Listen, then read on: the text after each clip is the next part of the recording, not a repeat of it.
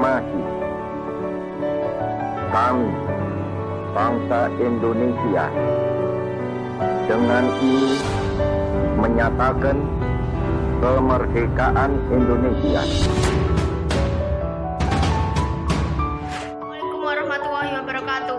Hai teman-teman, jumpa lagi dengan saya Ahmad Fairuz Mubarak, kelas 6 SDIT Permata, Kota Mojokerto.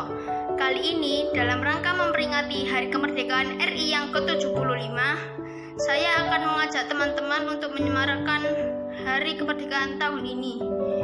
Untuk mengingat jasa para pahlawan, yuk kita simak video berikut. Senin 3 Desember tahun 1945, langit Surabaya masih berwarna kelabu dari asap gedung-gedung yang terbakar. Di tengah kota yang porak-poranda, pasukan infanteri Inggris bergerak perlahan. Mereka menduduki tempat-tempat strategis sejengkal demi sejengkal. Pasukan Indonesia hanya bisa diusir dari Surabaya setelah pengeboman artileri dan penembakan meriam dari kapal perang secara besar-besaran, ungkap Mayor R.B. Houston dari Batalion Gurkha Level ke-10 dalam What Happened in Java. Kendati pejuang Indonesia telah mundur ke wilayah-wilayah sekitar Surabaya, namun kondisi keamanan di kota tersebut belum sepenuhnya pulih. Menurut Mukaja, para sniper masih menempati gedung-gedung tersembunyi dan kerap mengganggu pergerakan pasukan Inggris saat memasuki kota.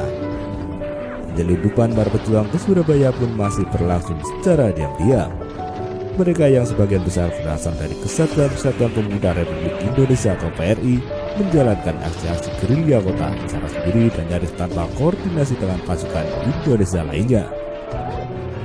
Mereka merasa bangga dapat mempermainkan pasukan Inggris yang dari segi kemampuan tempurnya jauh lebih menonjol, ujar Des Alwi dalam pertempuran Surabaya November 1945. Militer Inggris sendiri sudah menghentikan sama sekali aksi bombardir dan penembakan artileri sejak hari Minggu 2 Desember 1945. Menurut Frank Palmos dalam Surabaya 1945 Sakral Tanahku, sekitar 15.000 orang Indonesia meninggal akibat aksi militer tentara Inggris tersebut. Dari pihak Inggris sendiri diperkirakan 2.000 prajurit gugur, termasuk 2 jenderal dan ratusan lainnya hilang atau melakukan aksi pemberontakan ke kubu Republik. Dalam catatan Inggris sendiri, pertempuran Surabaya disebut sebagai pengalaman tempur terberat pasca Perang Dunia II.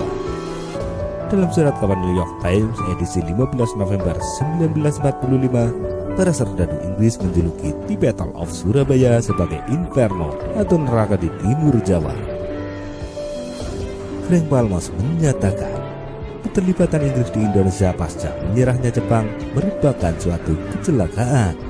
Itu terjadi karena adanya sikap meremehkan terhadap daya juang orang-orang Indonesia, juga karena kecerobohan pihak intelijen Belanda yang memberikan informasi keliru sekitar situasi Indonesia pasca berakhirnya Perang Dunia Kedua.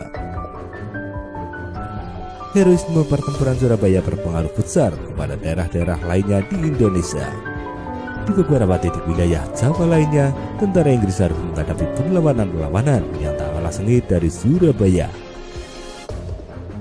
Dalam buku Fighting Cook, karya Letnan Kolonel H.F. Dalton dilukiskan bagaimana tentara Inggris yang sejatinya sudah lelah berperang harus bekerja keras kembali menghadapi orang-orang Indonesia di Semarang, Ambarawa, Batavia, Bogor, Sukabumi, Cianjur, Ciracas, dan Bandung, serta beberapa tempat di wilayah Sumatera.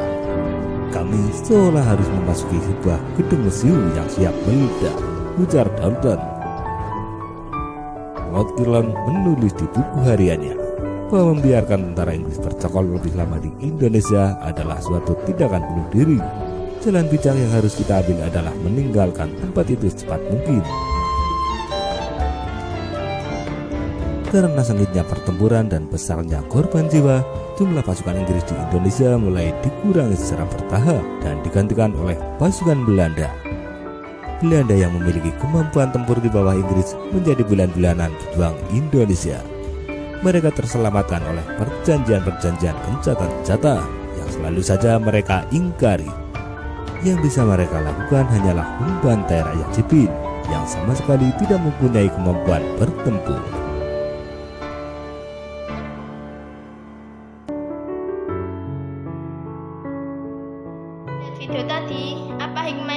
kita ambil?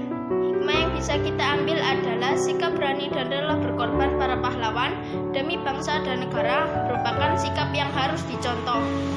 Sikap yang bisa kita contoh adalah berani mengakui kesalahan, melindungi yang lemah, dan lain-lain. Sekian video dari saya. Assalamualaikum warahmatullahi wabarakatuh. Indonesia, merah darahku, putih tulangku, bersatu dalam semangatmu. Indonesia, debar jantungku, getar nadiku, berbaur dalam angan-anganmu.